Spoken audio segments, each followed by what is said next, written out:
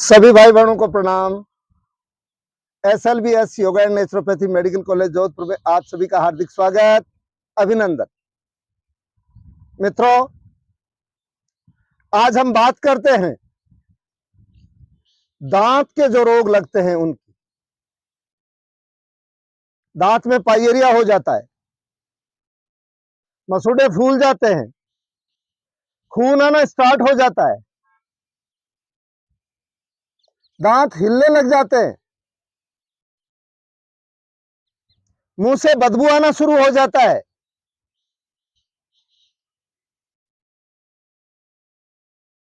और स्थिति यह बनती है कि एक के बाद एक करके दांत हमको निकलवाने पड़ जाते हैं। तो इसका कारण क्या है? पहले तो हम कारण जाने, उसके पश्चात हम निवारण जाने। दांत का कमजोर होना विटामिन की कमी के कारण से भी होता है। विटामिन के और विटामिन डी की कमी के कारण से आपके दांत कमजोर हो सकते हैं, हो जाते हैं, हो सकते नहीं है, हो जाते हैं। विटामिन के और विटामिन डी के कारण से तो दांत ही नहीं, आपकी हड्डियां जो हैं वो कमजोर पड़ जाती हैं। और परिणाम क्या निकलता है?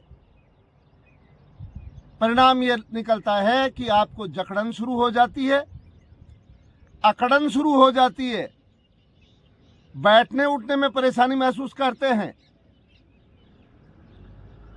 चलने में तकलीफ महसूस करते हैं, और हृदय रोग जैसी बीमारी जो है उसके भी होने के चांसेस हो जाते हैं। और इतना ही नहीं, गठिया जैसी भयंकर बीमारी जो है वो भी विटामिन डी की कमी से उत्पन्न होती है। और आपकी याददाश्त जो है वो भी कमजोर हो जाती है, मानसिक संतुलन बिगड़ जाता है, व्यक्ति का स्वभाव ही चिड़चिड़ा रहने लग जाता है। तो ये सब कमी किससे हुई? विटामिन की वजह से कमी हुई। और विटामिन हम गोली खा करके, टेबलेट्स लेकर के, और उसकी पूर्ति नहीं करके, और हमें हमारे भोजन प्रसाद में बदलाव करके और उसकी पूर्ति करनी चाहिए। विटामिन के लिए आपको पत्तेदार सब्जियां जो हैं वो खानी चाहिए। हरी पत्तेदार सब्जी जितनी भी हैं उन सब में प्रचुर मात्रा में विटामिन के और विटामिन डी होता है। दूध, दही, पनीर, सेब, अनार और चुकंदर, इनमें पर्याप्त मात्रा में विटामिन के होता है। तो हम हमारे भोजन प्रसाद में इनको शामिल करें, और जब हम इनको शामिल कर लेंगे तो विटामिन के की जो कमी हुई है उसकी पूर्ति हो जाएगी। इसी के साथ विटामिन डी जो है उसमें आपको हरी पत्तेदार सब्जियां, गाजर, मशरूम, सोयाबीन, ब्रोकली और मक्का, इन सब्जियों का आप प्रयोग करें। इनमें ढेर सारा विटामिन डी होता है। दूध और अनाज में विटामिन डी होता है। फ्रूट्स में पपीता, अनार।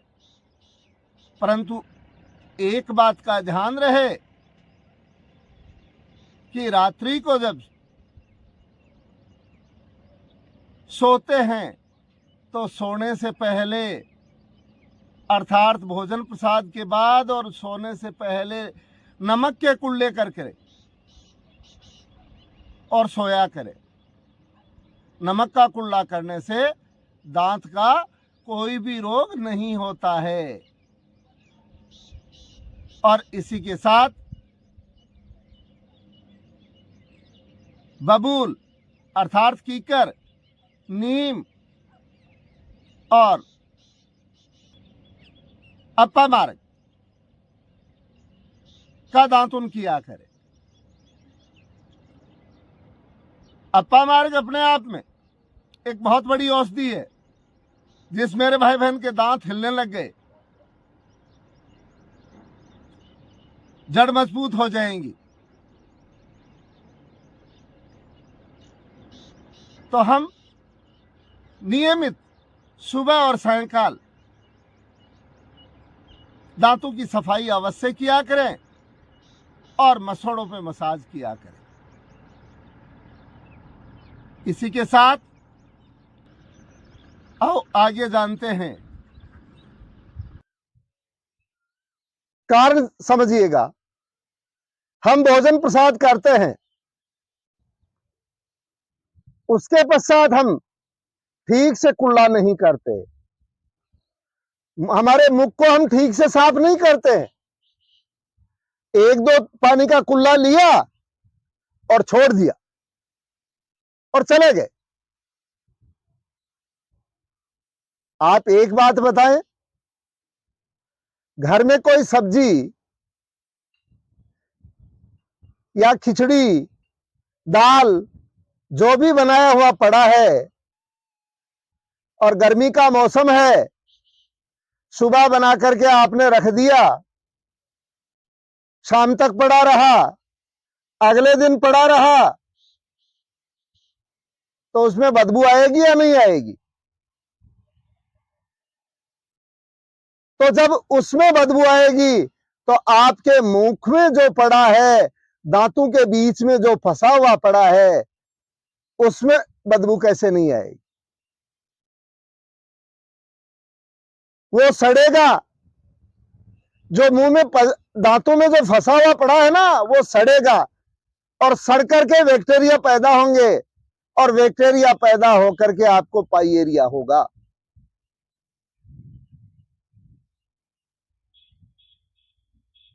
दांत से खून आना स्टार्ट हो जाएगा, दांत हिलना शुरू हो जाएगा, मसोड़ा फूल जाएगा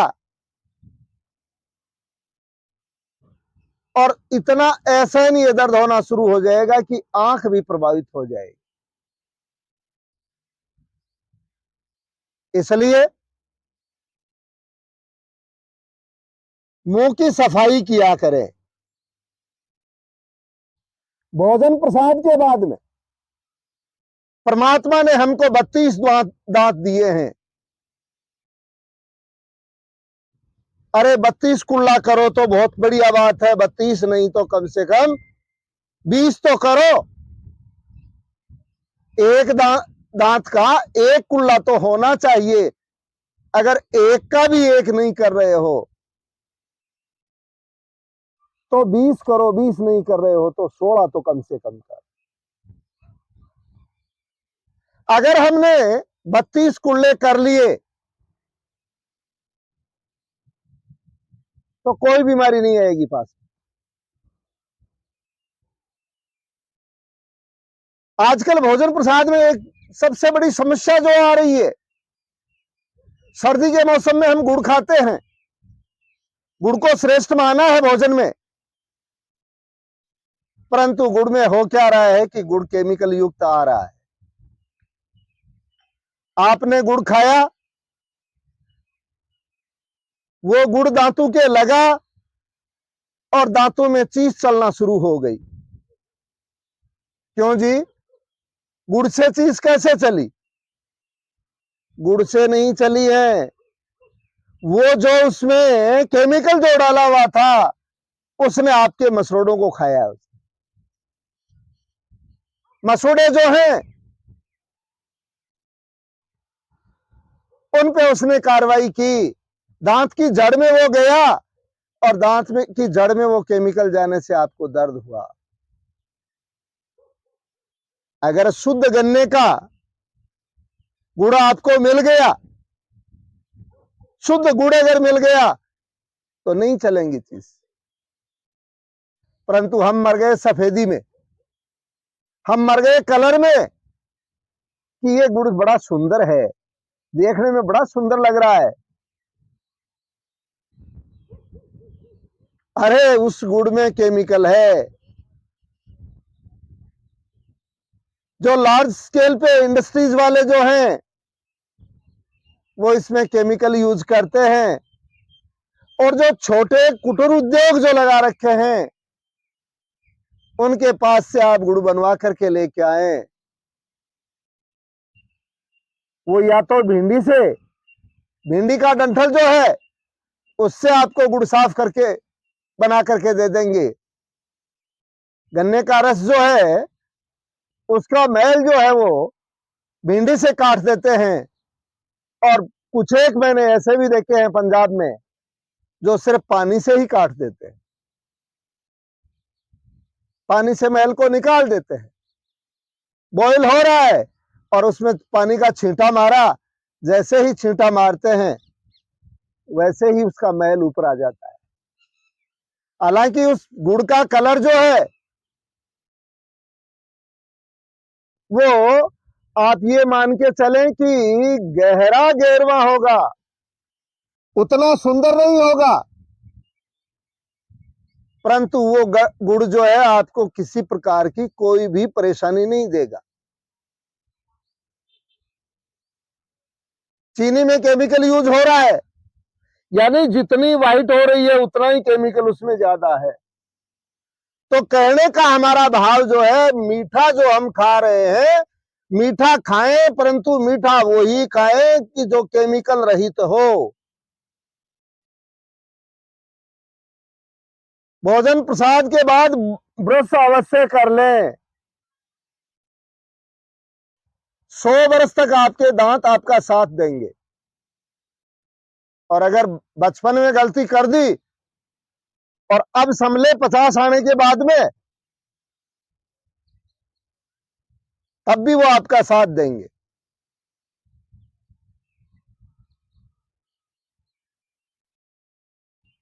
तो भोजन प्रसाद में हमें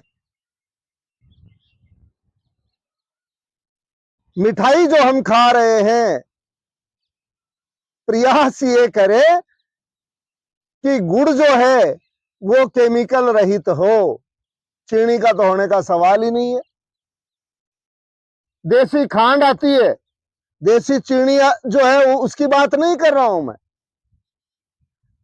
मैं खांड की बात कर रहा हूं, जो गन्ने से डायरेक्ट तैयार की जाती है बिना किसी प्रोसेस के। गुड़ की तरह से उसको बॉईल करते हैं और उसके बाद उस राब को भर के और मटकों में तैयार की जाती है। बरेली की खांड आया करती थी, अब भी आती है, परंतु हम क्या है, हम चले गए उस आयातित में। दुकानदार के पास जाते हैं, भैया 2 किलो आयातित दे देना। अरे इसमें कितना खतरनाक केमिकल है, क्यों बच्चों को खिला रहा है, क्यों तू तेरे दांत जो हैं उनको रोग लगा रहा है। तो मित्रों, हम मुंह की सफाई अवश्य किया करें। मुंह की सफाई की बात जहां आ रही है, अगर किसी के मसोड़े फूल गए, मैं बात कारण की और निवारण की आपसे बात कर रहा हूं कि मसोड़े फूल गए तो अपने इस एरिया में बबूल खूब होती है। और हिंदुस्तान के आप किसी भी कोने में चले जाए, कहा कहीं इसको बबूल बोलते हैं, कहीं बूढ़ा बोलते हैं, कहीं इसको कीकर बोलते हैं, खूब होती है। और ये आपके दांतों के लिए रामबाण औषधि है। बबूल की छाल जो है उसको चिगन लिया, बबूल का दांतुन किया, कीकर का दांतुन किया हमने, अगर आप कीकर का दातुन करेंगे तो 100 वर्ष तक, गारंटी के साथ कह रहा हूं मैं आपको, 100 वर्ष तक आपके दांत जो है आपका साथ नहीं छोड़ेंगे। फिर भी अगर कोई परेशानी हो गई,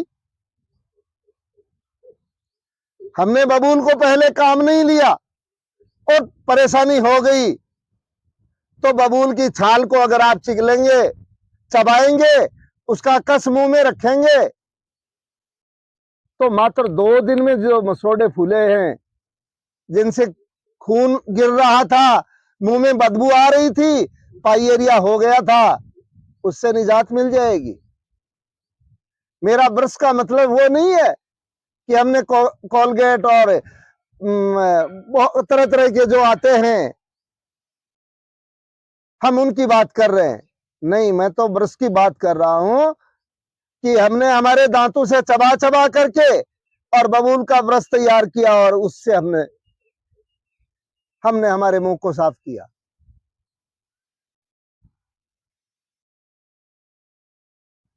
और प्राणायाम में आप कपालभाति का अभ्यास करें।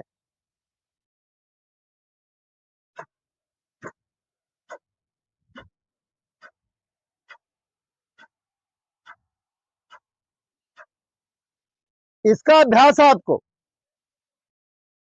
1 मिनट से बढ़ाते हुए 30 मिनट तक लेकर के जाना है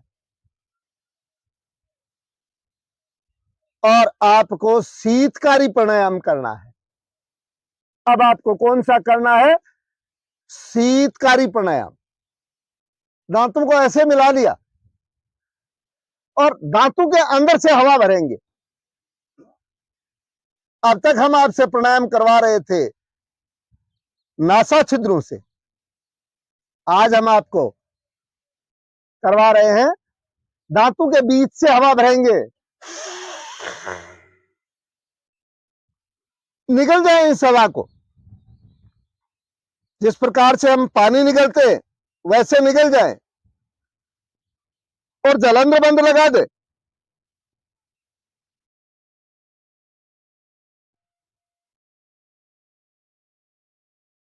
जलंधर बंद खोला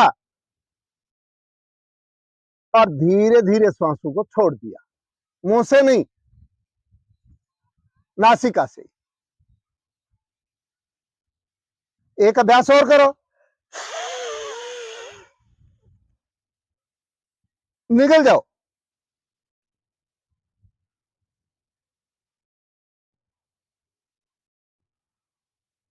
आओ वापस। ऐसा अभ्यास 11 से 21 बारी कर लेना। और अगर 11 से 21 बारी अभ्यास कर लिया तो दांत का कोई रोग नहीं होगा, कभी भी नहीं होगा। शीतकारी प्राणायाम जो है, और एक भोजन प्रसाद के बाद में जो कुल्ला करते हो ना, तो दांतों पे, मसोड़ों पे इस अंगुली से मसाज किया करे। ऐसे हमारे बड़े बुजुर्ग जो हैं वो अंगुली से यूं करते थे, परंतु हम मर गए स्टाइल में। होटल में खाना खाते हैं, एक वो टिश्यू पेपर पास में रखा हुआ होता है, गिलास में मात्र अंगुलियों को यूं डुबोया, टिश्यू पेपर को उठाया और यूं पहुंच करके और छोड़ दिया। अरे इस फैशन में, ये पाश्चात्य संस्कृति जो है इसने डुबो दिया सब कुछ। तो हम बचें इससे और हमारे मूल में जाएं। हमारी वैदिक साइंस जो है, हमारी वैदिक संस्कृति जो है, उसकी तरफ हम लौट करके आए।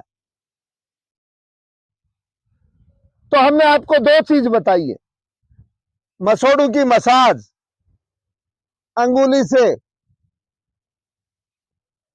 और कीकर का दातुन, बबूल का दातुन और कपालभाति प्राणायाम और शीतकारी, शीतली नहीं, शीतकारी प्राणायाम। और इसके साथ में अगर आप कर सके तो शीर्षासन कर लेना, कर सके तो, जबरदस्ती नहीं है।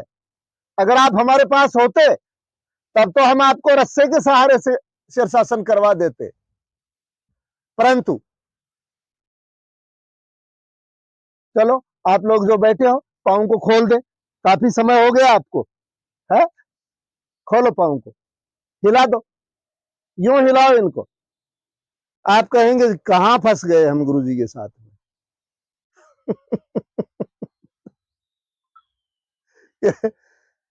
ये ये तो बोलने लग जाता है, उसके बाद रुकता नहीं और हमारा ध्यान नहीं रखता है।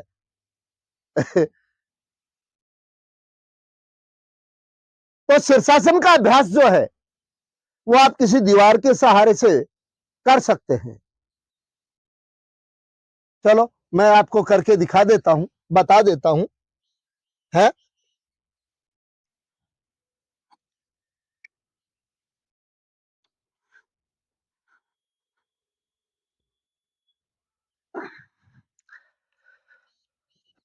शीर्षासन में क्या होगा कि ब्लड का फ्लो जो है वो आपके मस्तिष्क की ओर बढ़ेगा, और जब ब्लड का फ्लो मस्तिष्क की ओर बढ़ेगा तो धातु को जितना ब्लड चाहिए उससे कहीं अधिक सप्लाई जो है वो होगी, और जब वो अधिक सप्लाई होगी तो उसके साथ ऑक्सीजन भी प्रचुर मात्रा में जाएगी, और जब ऑक्सीजन प्रचुर मात्रा में जाएगी तो हमारा जो टिश्यू, जो सेल डीजनरेट हुआ है वो पुनः रीजनरेट होगा। तो इस प्रकार से आपको शीर्षासन का अभ्यास करना है। शीर्षासन के अभ्यास से आपकी एकाग्रता बढ़ती है, और शीर्षासन को आसनों का राजा भी कहा गया। मन तो यूं कर रहा है कि इसी मुद्रा में टिके रहे, परंतु समय सीमाओं में बंधे हुए हैं, इसलिए आ गए। शीर्षासन के पश्चात आपको जो है शवासन की मुद्रा में जाना है। शरीर को एकदम ढीला छोड़ दे, शरीर को सामान्य होने दे, ब्लड का फ्लो जो ऊपर की तरफ गया था उसको सामान्य होने दे।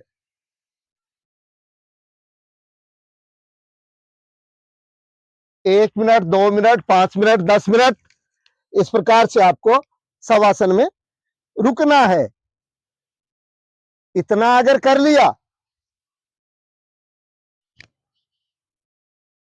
तो कल्याण हो गया।